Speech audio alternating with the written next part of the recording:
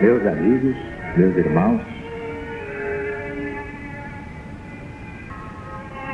o Centro Espiritual Universalista, o CEL da LBV, unifica neste final de ciclo todos os ensinamentos de Jesus em espírito e verdade, mas à luz do novo mandamento. Nenhum sectarismo, nenhum ecletismo, nenhum hibridismo, porque a verdade não é híbrida, não é sincrética, não é eclética, não é sectária. A doutrina do céu é exatamente a doutrina do Cristo de Deus, acima de todas as perversidades geradas pelas religiões humanas, diletas filhas de Satanás ou do Anticristo.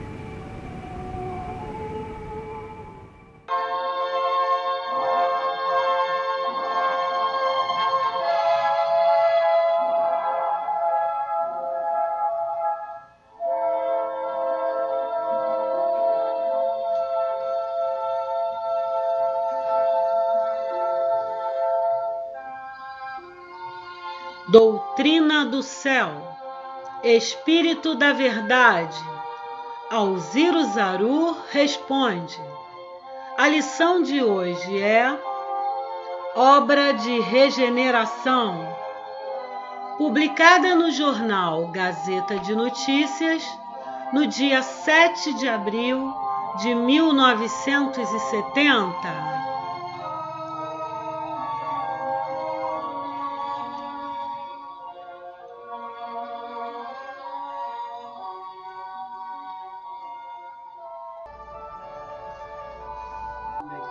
O cristianismo do Cristo, à luz do novo mandamento, é tão diferente do cristianismo dos homens.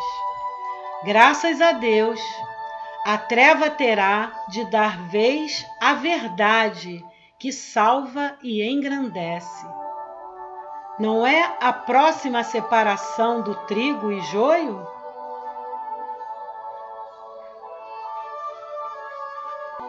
Sim. Moisés e os profetas da lei antiga prepararam o advento da era da regeneração humana. Jesus, nosso Salvador e Mestre, que como protetor e governador do vosso planeta, presidiu a sua formação e a da humanidade que o habita para conduzi-la à perfeição, desceu ao meio dos homens para lhes abrir esta era e lançar as bases e fundamentos da obra de salvação. Ele tem na mão a joeira, pois a obra de regeneração começou desde os primeiros dias da pregação do Evangelho. Jesus fez, ainda faz e breve fará a definitiva separação do trigo e do joio, do trigo e da palha.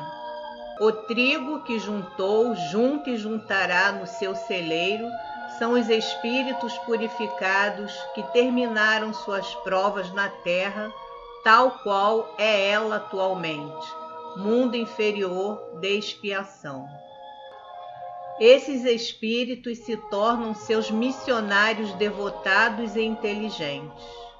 Trabalham, quer na erraticidade, quer encarnados em missão, pelo vosso adiantamento moral e intelectual. A palha que Jesus queimou, queima e queimará, são os espíritos culpados, rebeldes, que faliram nas suas provas e que ele submete à expiação, depois à reencarnação, em condições tais que, se forem levadas a bom termo, as novas provações serão para esses espíritos um meio de expiação, de reparação e de progresso. O fogo em que a palha foi, é e será queimada, isto é, em que o espírito culpado sofre a expiação na erraticidade, é a consciência culposa a gerar os remorsos, que são despertados ou intensificados, conforme a natureza da culpa e ao grau da culpabilidade, pelos quadros terrificantes ou dolorosos das faltas ou crimes cometidos, postos, como explicaremos mais tarde, aos olhos do espírito que em vão tentará fugir. Esses quadros, produzindo sofrimentos e torturas morais, sempre adequados e proporcionados àqueles crimes ou faltas, são o fogo que queima a palha. Esse fogo não se extingue nem se extinguirá nunca. É fogo eterno, porque Deus criou, cria e criará, desde e por toda eternidade.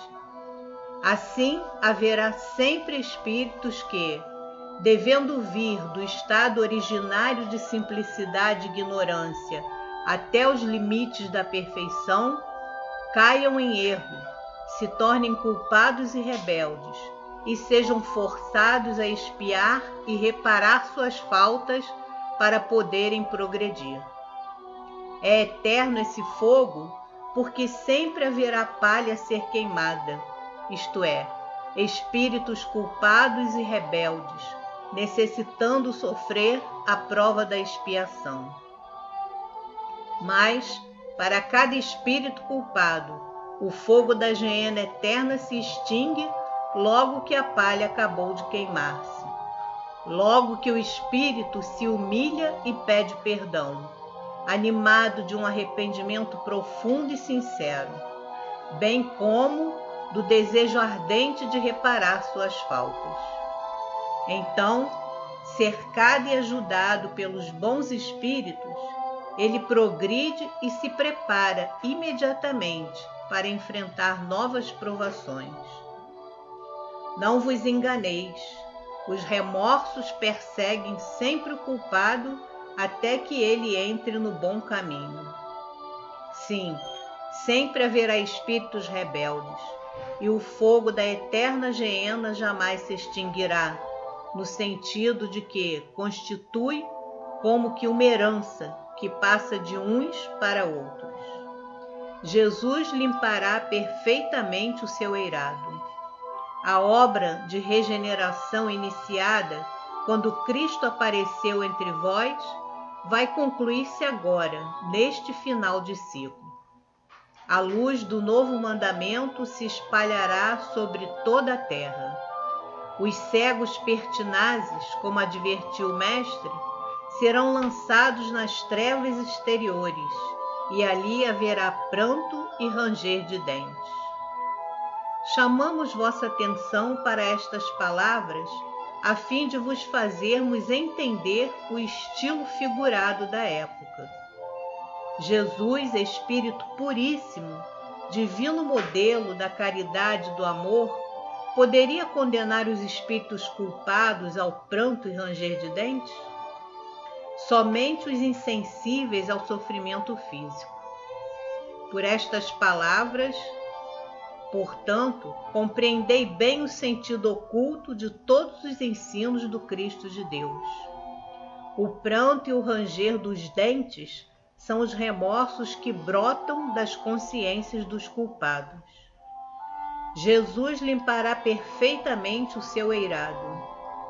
Ao tempo determinado por Deus, em que a regeneração se tem de realizar, tendo o Evangelho esparzido sua luz por todo o mundo nesse tempo, em que o vosso planeta se tornará mundo exclusivo dos bons espíritos.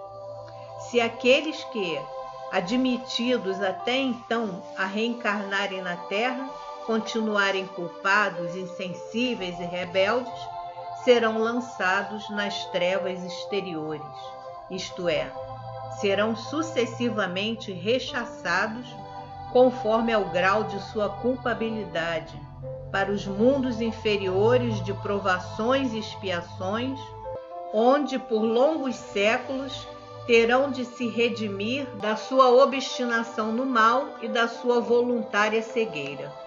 É chegada a hora da definição entre o bem e o mal, entre a verdade e a mentira, entre o Cristo e o Anticristo.